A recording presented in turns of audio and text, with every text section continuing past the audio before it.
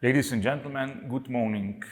I'm greeting you from rainy Maribor in Slovenia, kindly remembering our meetings in our city some months ago. The main aim of my presentation today is to briefly sketch the history of our country, of Slovenia, and probably also to draw some parallels between Slovenian and Armenian historical experience. First of all, let's take a look on the present state of Slovenia, the present Republic of Slovenia, which is, like we used to say, a chicken-shaped country in Central Europe. So we are not particularly geographically strong, but probably we are connected culturally and also historically.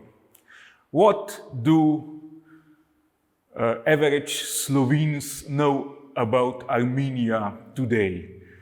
I think not too much, but they probably would know at least Kim Kardashian as a prominent representatives of Armenian diaspora.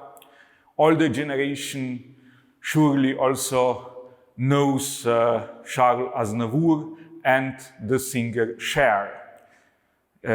In last decades, we also used to know some prominent Armenian chess players like Tigran Petrosyan, who was also world champion back in the 60s.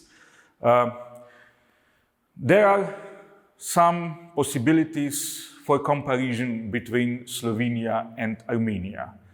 Like we can see from this table, both countries are small in comparison to greater European and Asian states. But Armenia is, the present day state of Armenia is still about 50% larger than Slovenia and also has 1 million inhabitants more. Both countries are parliamentary republics currently. Armenia achieved this status only recently, with Nikol Pashinyan as prime minister and head of government. And Slovenia has been parliamentary republic already since its inception as an independent state back in 1991. So we have head of state or state president who is only ceremonial head of state, whereas executive power is vested with the government and with the prime minister, who is currently Robert Golob, appointed after the parliamentary election of 2022 and heading a relatively new political party called Freedom Movement. Where it comes to religious affiliation of population, Armenia is marked by its historical adherence to the Armenian Apostolic Church, also boasting of itself as the first country in the world which adopted Christianity as official religion already at the beginning of the 4th century AD. And Slovenian cultural and also political history is marked by the predominance of the Roman Catholic religion, which is also currently the religious affiliation of majority of population.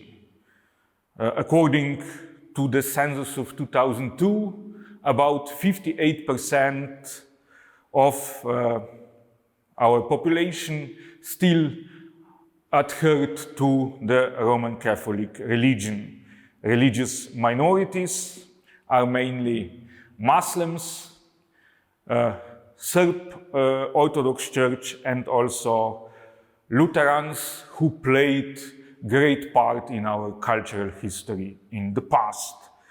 Our capital, Ljubljana, is quite small in comparison to Armenian capital, Yerevan, because only every sixth Slovene lives in Ljubljana, whereas almost third of Armenian population is concentrated in Yerevan.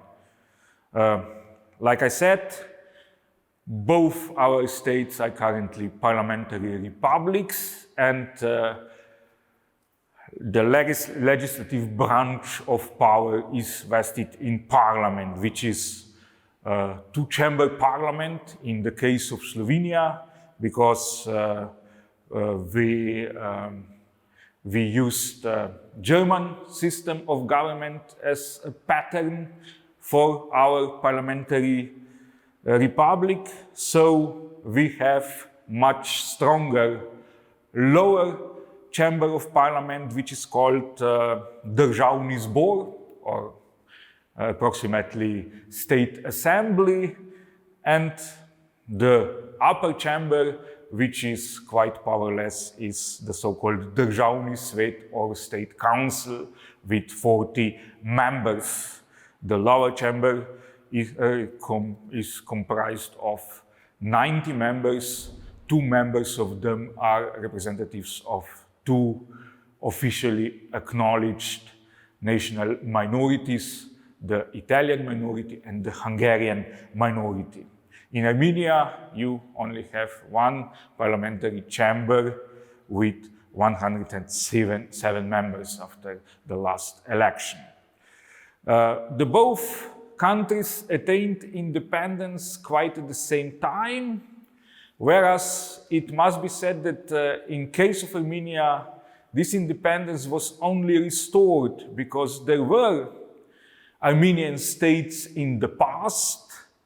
Like I mentioned before, you are very old civilization, and also the Armenian state is very old state, originating already in the 4th century BC, and then attaining its brief independence after the First World War in 1918. But this independence was then crushed by the Bolsheviks, so you restored your independence in September of 1991. Only 3 months before, Slovenia became an independent state for the first time in Slovenian history. And this is also a great difference between Armenian and Slovenian history. You can look very proudly at ancient foundations of your statehood, whereas these foundations in Slovenian case are much more modest. And there is also another key difference. Already mentioned before, this is a difference in cultural adherence to different forms of Christianity. In the Armenian case, this was an, so to say, autochthonous form of Christianity called Armenian Apostolic Church, and originating already in the first centuries of Christianity, whereas the territory of present-day Slovenia and neighboring lands was Christianized during the early Middle Ages, and Slovenes, in opposition to some other Slavic peoples, adopted a Western form of Christianity, the so-called Catholicism, and this Western form of Christianity, or Latin form of Christianity, predominating through entire history. So the influence of Eastern forms of Christianity is quite minimal in Slovenian earlier centuries of Slovenian history. That's core difference between our political and cultural histories. And there is another difference. Of course, like many other countries in Europe, Slovenia was formed quite recently from different historical regions, which can be seen on this map. And the main historical regions of present-day Slovenia was the medieval Duchy of Carniola or Vojvodina Krajinska. Another big part of present-day Slovenia was taken from the historical Duchy of Styria or Vojvodina Štajerska, which is currently divided between a larger part, which is currently in Austria, and a smaller part or a southern third of this historical duchy, which is part of Slovenia. But on the other hand, these differences weren't so important and weren't so great as differences between the two parts of historical Armenia, between the Eastern Armenia, which forms a core part of the present-day Republic of Armenia, and the Western part, which under influence of historical development entirely belongs to Turkey today. So that's another important difference between our histories. A shared part of this past is that Slovenes and Armenians lived for great part of their past under the rule of different empires centered around bigger centers or bigger state formations from the past. In Slovenian case, these empires or these states were most importantly the so-called Habsburg Reich or Habsburg Empire, which united already at the end of the Middle Ages the most part of Slovenian historical territories. And besides that, there are at least two other state formations. One is Republic of Venice, to which a great part of the present-day Western Slovenia belonged, and also the Kingdom of Hungary, to which kingdom the smaller part of the present-day Eastern Slovenia belonged, the so-called historical regions called Prekmurje or Transmurenia in English. In the Armenian case, the great empires or great states which played a role in Armenian past were at least the Persian Empire in its different incarnations, then of course the Ottoman Empire, and also the Russian Empire, which played a prominent role at least during the last 2 centuries, and also as predecessor of the Soviet Union. The belonging to greater empire centered around capitals which were not part of Slovenian or Armenian ethnic territory meant also that other languages and other cultures exerted a kind of pressure on Slovene and also on Armenian languages and cultures.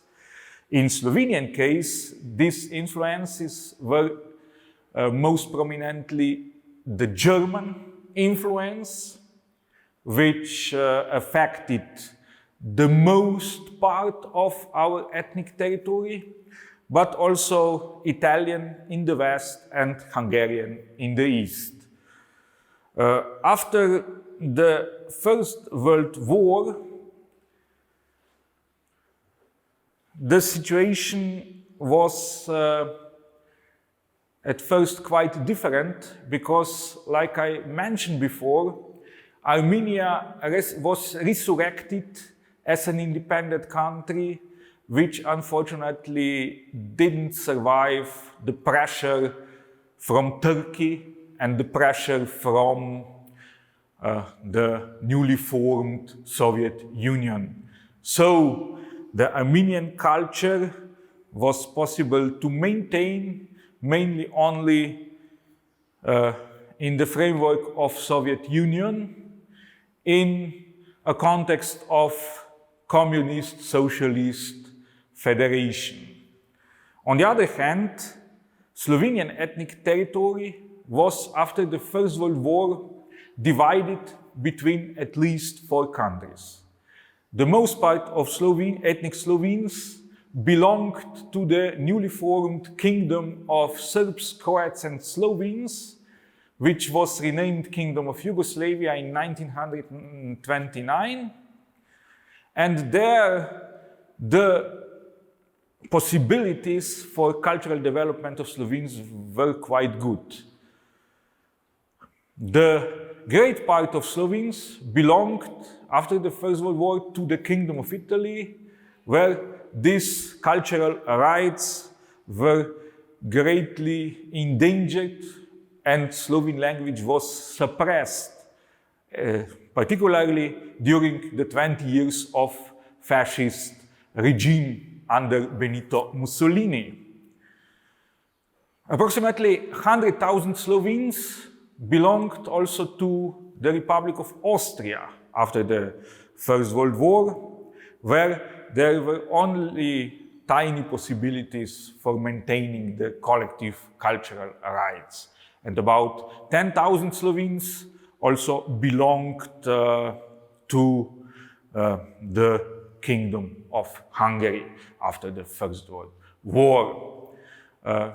Perhaps we can also mention a great diaspora, which is of paramount importance in the case of Armenian history, but is also of importance in the history of Slovenes, particularly since the end of the 19th century, there was a great wave of migration to different Western European and particularly countries, and particularly to Americas, to the United States, to Canada, to Latin America, and after the Second World War also in greater numbers to Australia.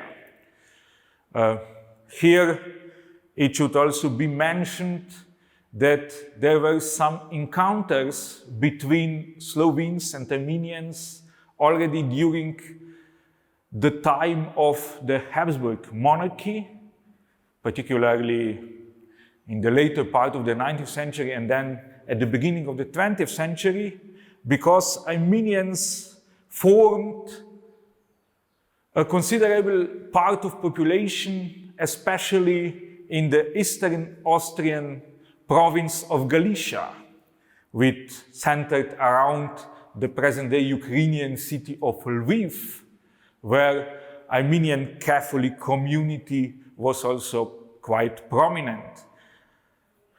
Another center of Armenian culture in the Habsburg monarchy used to be Trieste in present-day Italy.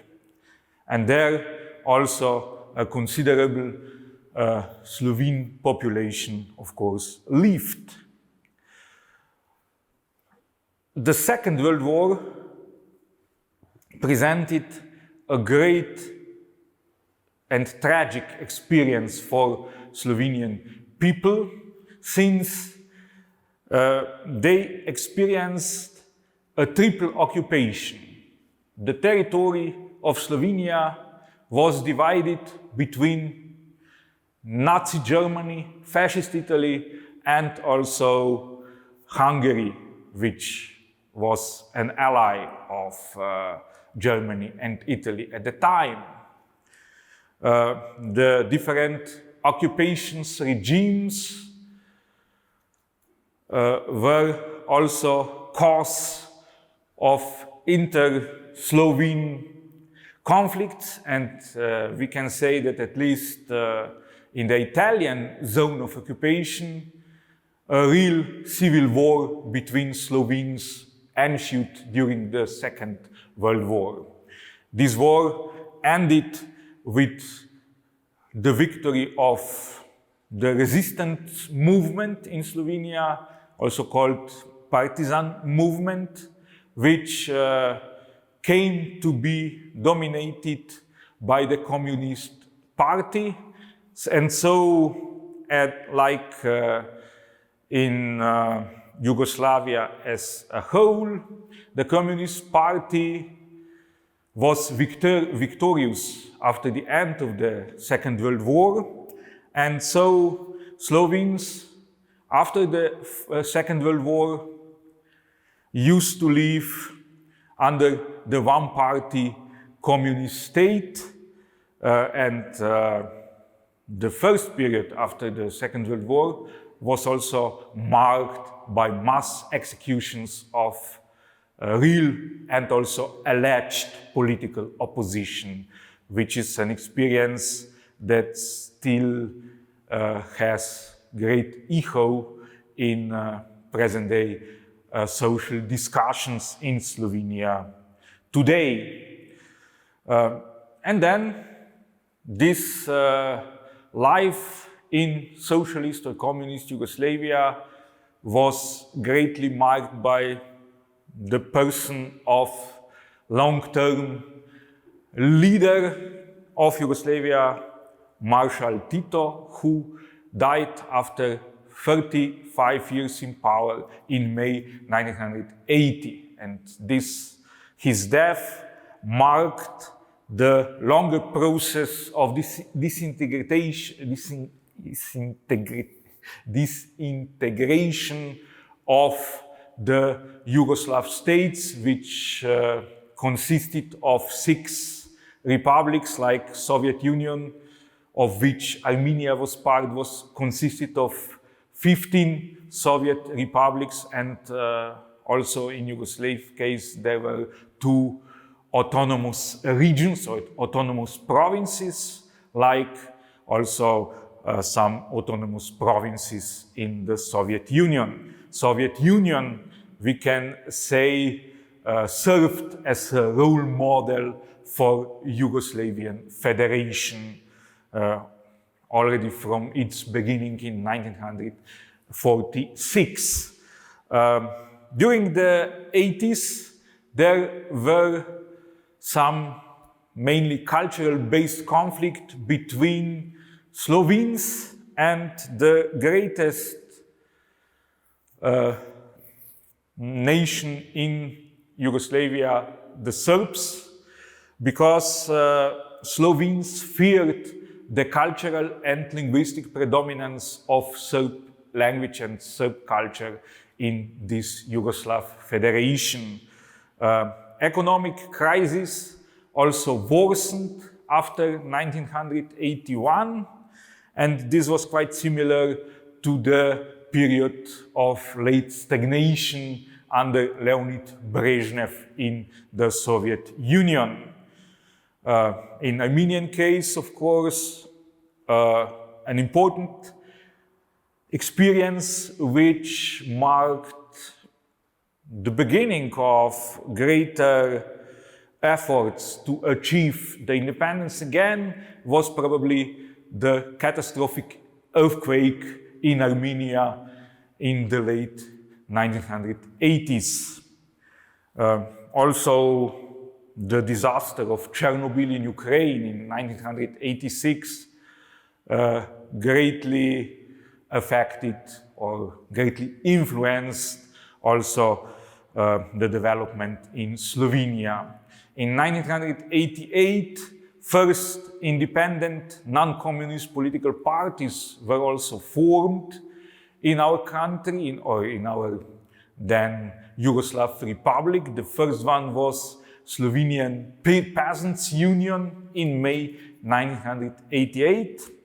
And then the ruling communists were ready to share their power with the newly formed opposition, allowing for first democratic parliamentary election after the Second World War in April 1990.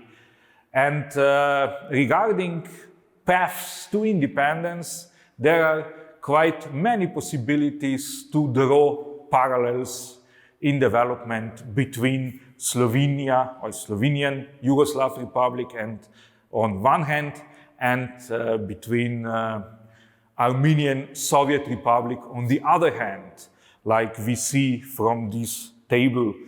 Of course, first partially free election in Armenia were also held in 1990 in May, and in Slovenia, like I mentioned before, already in April.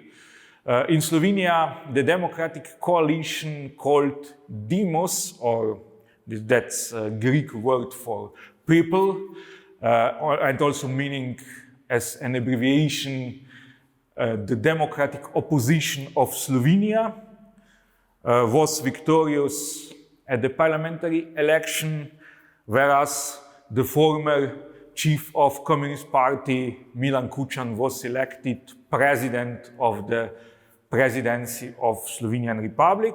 On the other hand, Armenia also belonged to the Soviet republics which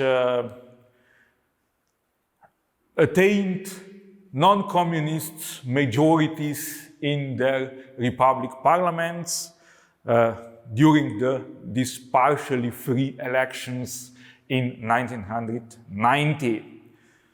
Of course, then Slovenian history is also marked by a referendum about independence, which was held before the declaration of independence, already in December 1990, and resulted in a landslide victory for the yes side, which achieved 88% of all voters eligible to vote in this referendum. Armenia held its own referendum on independence question only in September 1991, after the famous coup attempt in Moscow in the month of August. And then also the formal restoration of Armenian independence followed only some days later. The Slovenian independence was officially declared on 25th of June 1991, and almost immediately the attack of Yugoslav army followed, and then a brief independence war in Slovenia ensued, which lasted for about 10 days. And after that, the ceasefire was sealed by the so-called Brioni Declaration, which provided for the a temporary suspension of independence activities on part of Slovenian authorities. But the Yugoslav Federation then actually disintegrated, and the Brioni Declaration became obsolete. So on 8th of October, Slovenia formally became an independent country, which was also officially recognized by former Soviet republics already in summer of 1991, but by greater world countries only at the end of 1991, and by the European community in January 1992. This was, in brief lines, our path to independence. Of course, Armenia didn't witness a full-scale attempt of Soviet authorities to counter its independence, because the Soviet center was quite weakened at the time of the restoration of Armenian independence.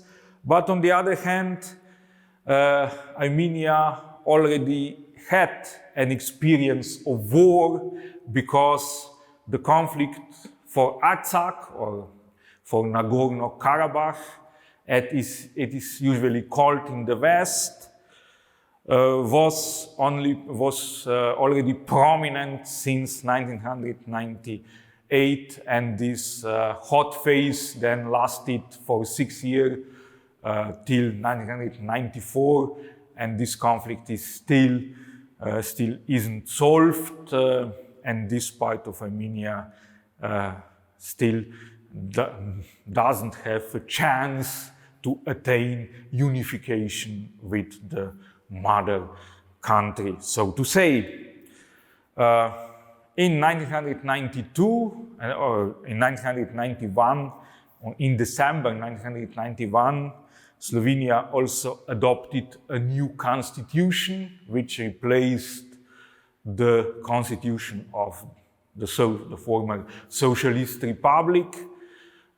This exercise was repeated by Armenians in 1995, when the constitution of the present Armenian Republic was adopted. In 1992, Slovenia also held its first democratic presidential election after the declaration of independence. In this election, the former communist leader Milan Kučan was re-elected, and then was re-elected again in 1997. In the Armenian case, the first presidential election was held immediately after the declaration or the restoration of independence in October 1991, resulting in victory of the prominent leader of the independence struggle, Levon Ter-Petrosyan.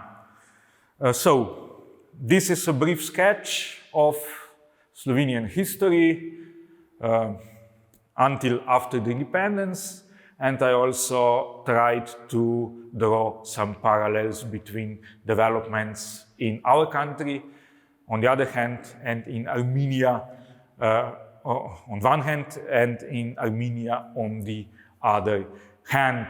Perhaps I should also mention that in 2004, Slovenia joined both European Union and the NATO. So we are presently both EU and NATO members, and Slovenia also held the rotating presidency of the European Union both in 2008 and 2021.